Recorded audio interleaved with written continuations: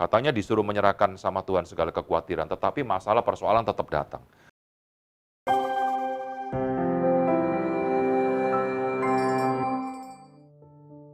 Selamat sore, jumpa lagi di acara VOH.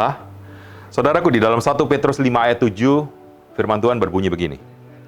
Serahkanlah segala kekhawatiranmu kepada Tuhan, sebab Tuhan yang memelihara kamu. Ayat ini seringkali kita dengar di dalam khotbah-khotbah atau seringkali ayat ini dipost di Instagram atau di Facebook sebagai ayat untuk menguatkan setiap kita. Menyerahkan segala kekhawatiran kita kepada Tuhan, sebab Tuhan memelihara hidup kita.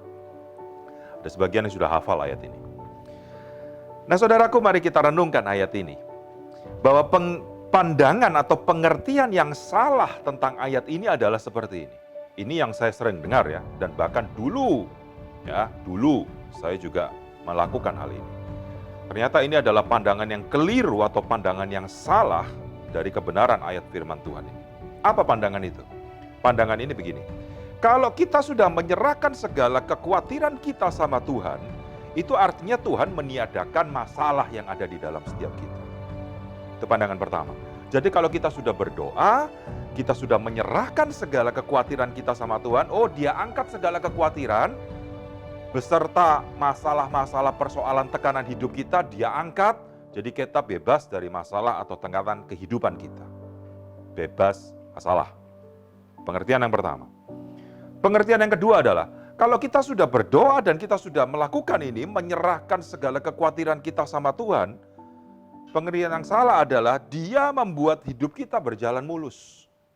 Saudaraku, berulang kali dalam setiap saya membawakan firman Tuhan, saya selalu berkata begini, bahwa sekali-kali Tuhan tidak pernah berjanji Dia meniadakan masalah kita. Atau Dia berjanji bahwa kalau kita hidup mengenal Dia, dan kita bersandar sama ayat ini, menyerahkan kekhawatiran kita sama Tuhan, lalu Tuhan itu membuat hidup kita tanpa masalah dan berjalan mulus. Sekali-kali Alkitab tidak pernah mengajarkan seperti itu, saudaraku.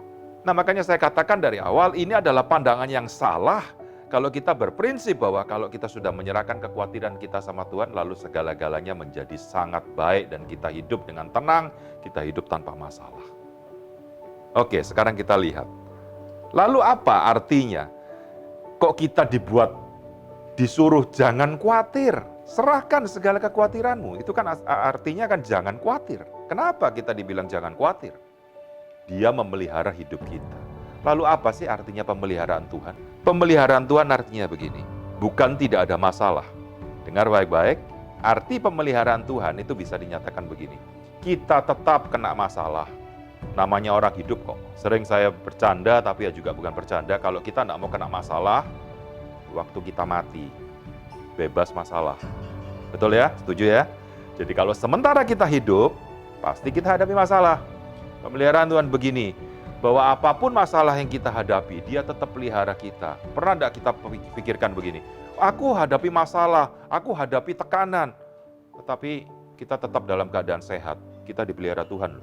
Kita hadapi masalah, kita hadapi tekanan yang rumit begitu, kita sampai putus asa, tetapi kita tetap makan. Kita dikasih makan, kita dipelihara Tuhan, kita tetap sehat. Bukankah itu pemeliharaan Tuhan yang luar biasa? Saya bisa katakan begini, jangan khawatir Tuhan pelihara. Apa itu? Tuhan pelihara begini juga. Kita waktu menghadapi masalah, itu selalu bersama dengan Tuhan. Dia tidak pernah meninggalkan kita barang sedetik pun. Jadi jangan berpikir kalau kita tidak ada masalah, itu Tuhan beserta kita. Kalau kita hadapi masalah, Tuhan meninggalkan kita. Salah, saudaraku. Ada masalah atau tidak ada masalah, Dia tetap bersama dengan kita dan mendampingi kita senantiasa. Lalu arti pemeliharaan Tuhan yang kedua adalah begini, bahwa Tuhan memampukan kita. Memampukan untuk apa? Dia memampukan kita untuk menghadapi tekanan dan masalah itu. Jadi prinsip yang salah begitu, saudaraku. Waduh, kalau ada beserta dengan Tuhan, masalah dihilangkan. Bukan. Kita bersama dengan Tuhan, tidak usah khawatir. Tuhan beserta dengan kita, artinya gini, kalau masalah itu tetap diizinkan datang, kita dibuat mampu sama Tuhan. Kenapa? Karena Dia beserta kita. Makanya firman Tuhan bilang, jangan khawatir.